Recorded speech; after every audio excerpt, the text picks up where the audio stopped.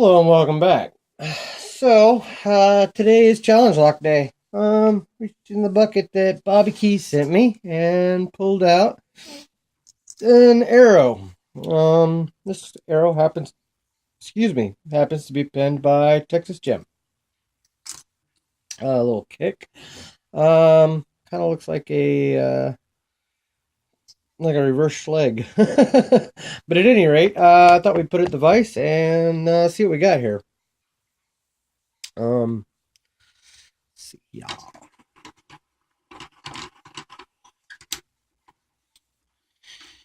All right. I should be able to use my 50 thousandths on that. And it's almost kind of loose, but it'll work.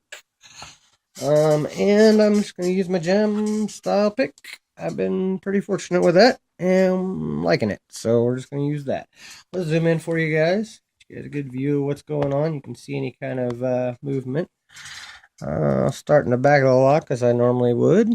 And search for a binder. Light tension. And okay, that was 6, 5. Click on 3, 2 clicks on 3, probably too many clicks on 3. Everything kind of went loose on me. Okay, I got it back. 2. Click on 1, 2. Okay, went into a good false set there. Oh, just barely touched 3 and got it even deeper.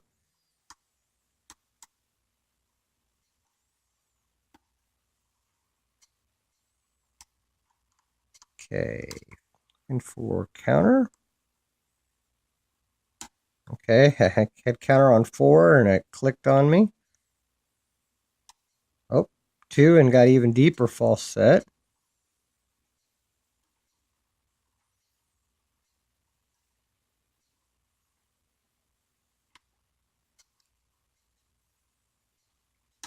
Oh, I got to click on 3. Okay, I'm getting counter on 5, I think it is. 4 or 5. 4. I think that's 4. Come on.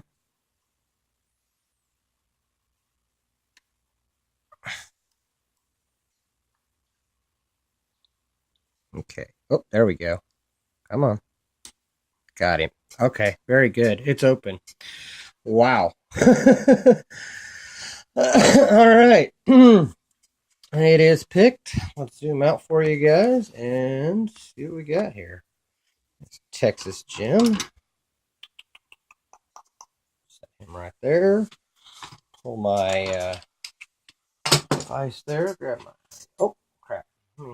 I had some things I was working on my board. So you'll have to excuse that. Top of my board there. And I think my furnace just jumped on. It's really kind of cold. So let me see if I can just quickly pop that off. Out of the way where I'm not screaming over it. Alright. Let's go ahead and gut this bad boy. Let's see if I can use my Schleg tool on that. I can. Awesomeness. Finally found one I can use my Schleg tool on.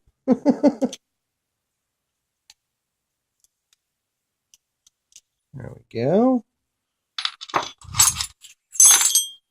That out of there. There we go. All right. Texas Jim, I'll shim it. I don't know. Kind of felt like there may have been a T-pinish something in there. I don't know. Get the shim in there. Wow, my shim doesn't want to go in.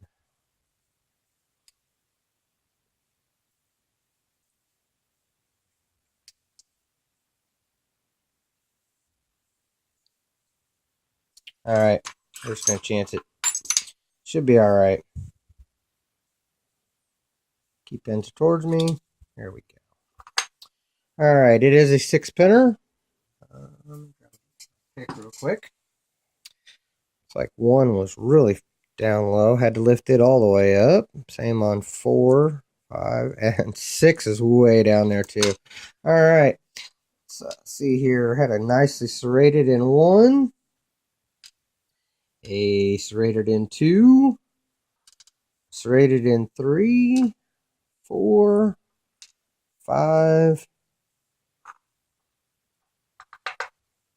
6 doesn't want to come out. There it goes, 6. And it's serrated as well.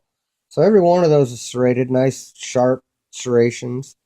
Looks like the whole plug is threaded. Every chamber. Let me get that to focus.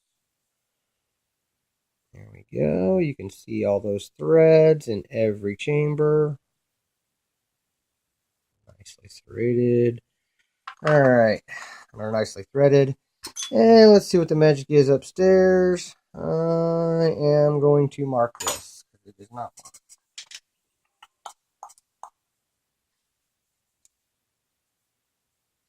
Go. Alright. And chamber 1, we have a serrated. Barely clearing the shear line.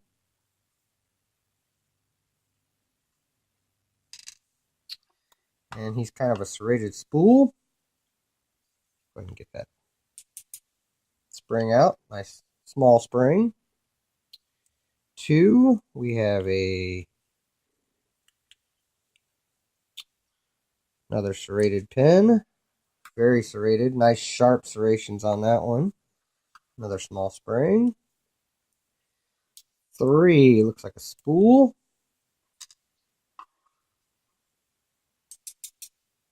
Another one of those springs. Looks like the springs are all the same. Another double spool. It came out like that. And said all these springs appear to be the same. In 5. Wow, that's a sharp spool.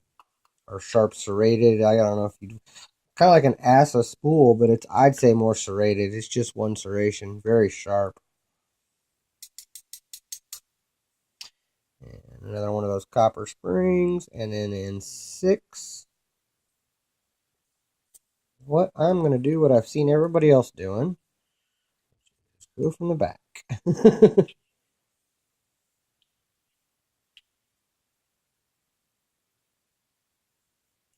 And 6 is not coming out. He is stuck in there real good.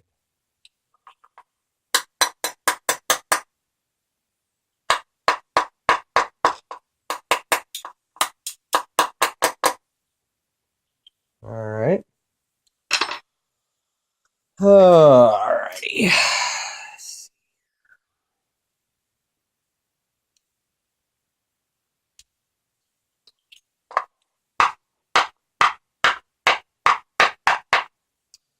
Appears that 6 is stuck in there sideways. He does not want to come out.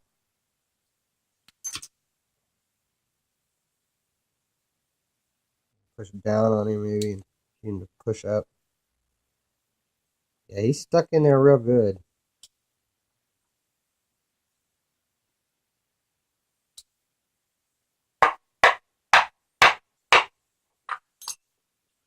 Wow.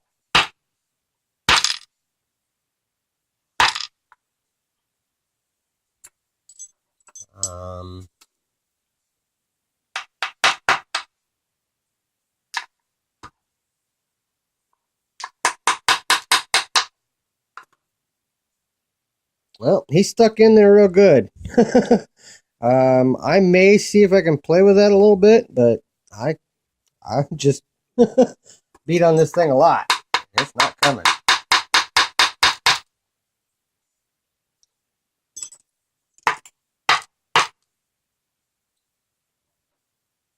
He is stuck in there real good, whatever he is. Oh, I think I got him coming now.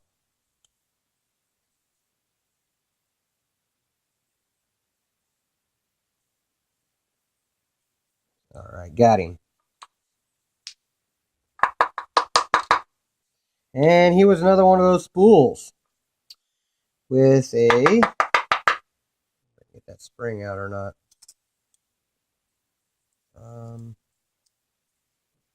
Yeah, that spring is jacked up, which is probably why that sucker didn't want to come out. I've got more springs, so we'll get to that. All right, in the plug, and wow, that's interesting. Looks like somebody countermilled it a little bit, or not countermilled, but oversized. Okay, 1, 2, 3 are smooth. 4, 5, and looks like 6 has threading deep within, but it looks like it was wallered out a lot there in 6 as well. So let me get my light on that. You guys can see it. There we go. Hopefully you guys are seeing that. Threads in, that's 4, 5, and 6 right there, and that 6 chamber is really wallered out. Smooth in 1, 2, and 3.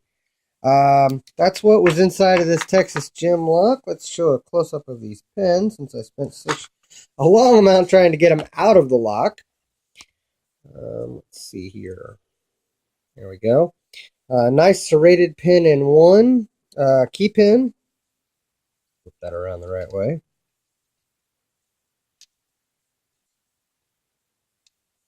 There we go. Nice serrated pin in 1. Then a serrated with a kind of a spool top on it for the driver.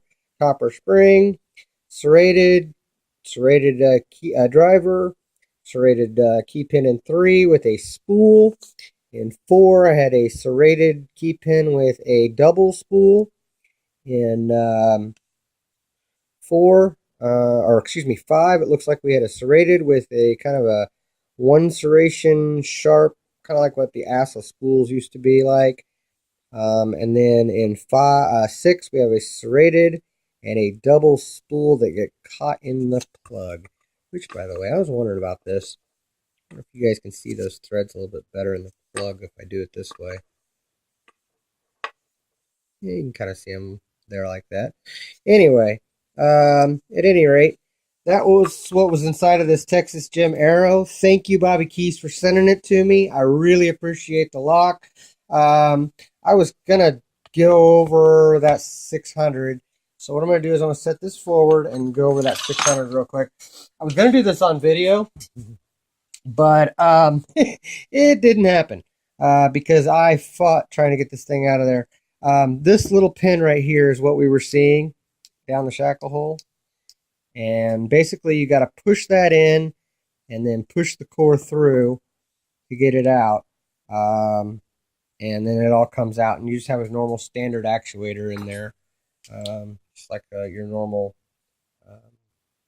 American actuator. Now the only problem is looking at the back of this, trying to gut this. As you can see, hopefully I can get my camera to focus. You have 2 pins there. You have a pin here, which stops it from turning all the way, and a pin right there that stops it from turning the other direction. So it kind of creates a half moon. Now, you can repin it through the bottom, but in order to do so, you would have to pull this pin right here, which it sticks down below a little bit there. So all you got to do is take a, see if I can find my short screwdriver here. I'll show you. You just kind of push it up a little bit with a screwdriver, and you take a pair of pliers, and you can probably pull that pin just like this. Maybe. He says, if I push it up a little bit farther, screwdriver.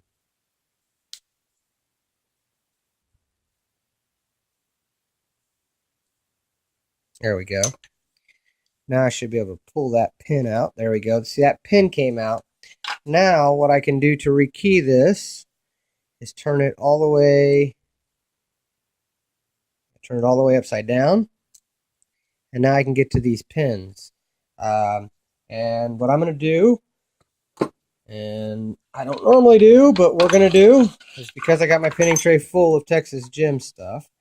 Above that, I'm going to put these American pins. It's not like we can't tell what American pins look like.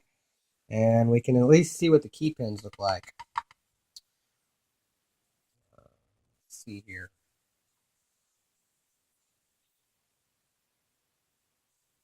One.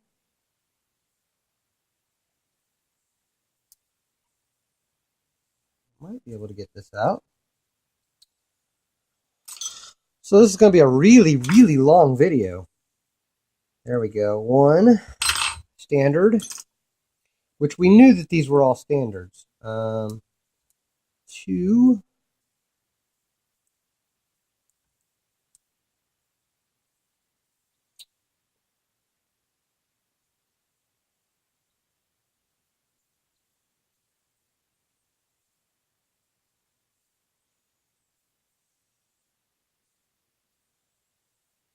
We can get these to come out.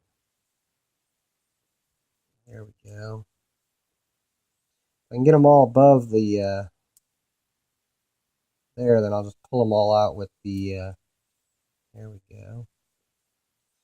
Tweezers. All right. 2, 3.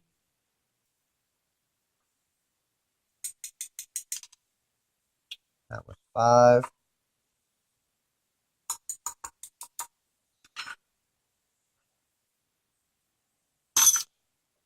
Right. Come on now. Come out of there.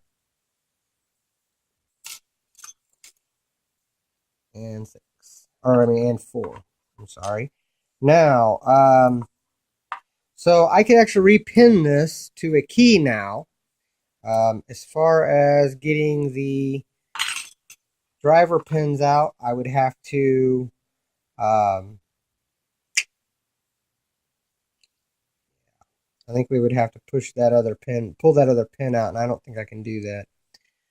But at least I could rekey the lock now. Because I'm afraid if I turn this all the way back over, then the